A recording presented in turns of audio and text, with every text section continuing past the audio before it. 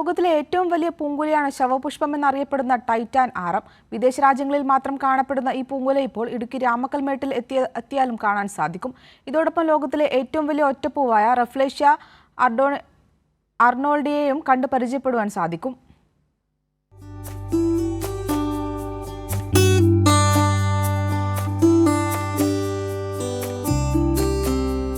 Titan ആരം ഇതിന് ഏകദേശം 3 മീറ്റർ വരെ ഉയരം വെക്കാൻ കഴിയും.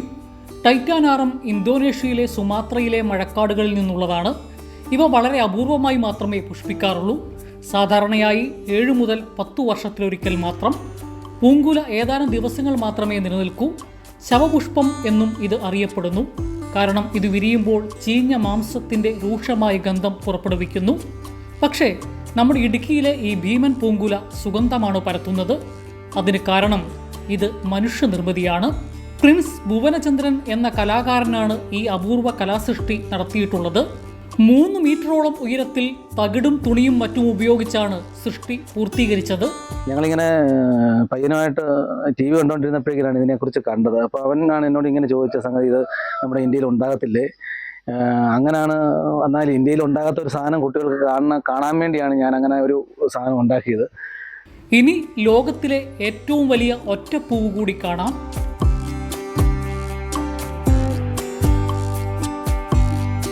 റഫ്ലേഷ്യ. ഇതിന് 1 മീറ്ററോളം വ്യാസവും 10 കിലോഗ്രാം വരെ ഭാരവും ഉണ്ടാകാം.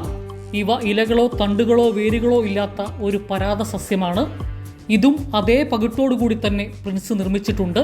ഇത് ലോകത്തിലെ ഏറ്റവും വലിയ പൂവാണ്.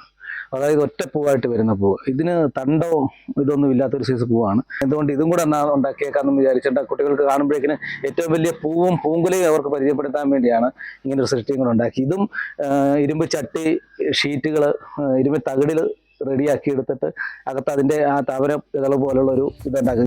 വ്യത്യസ്തങ്ങളായ നിരവധി നിർമ്മിതികൾ പ്രിൻസ് ഇതിനു മുമ്പും നടത്തിയിട്ടുണ്ട്. ഇവയെല്ലാം വിവിധ സർക്കാർ സ്ഥാപനങ്ങളിൽ വേറിട്ട കാഴ്ചയായി നിലനിൽക്കുന്നുമുണ്ട്. അപൂർവമായ ഈ പൂക്കളെ കാണുവാൻ വരും ദിവസങ്ങളിൽ നിരവധി പേർ എത്തുമെന്നാണ് പ്രിൻസിൻ്റെയും കുടുംബത്തിൻ്റെയും പ്രതീക്ഷ. കൈരളി ന്യൂസ്, ഇടുക്കി.